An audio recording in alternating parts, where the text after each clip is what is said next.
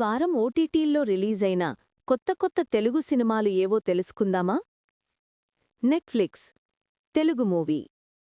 ఈ వారం నెట్ఫ్లిక్స్లో వచ్చిన తెలుగు సినిమా ది గర్ల్ ఫ్రెండ్.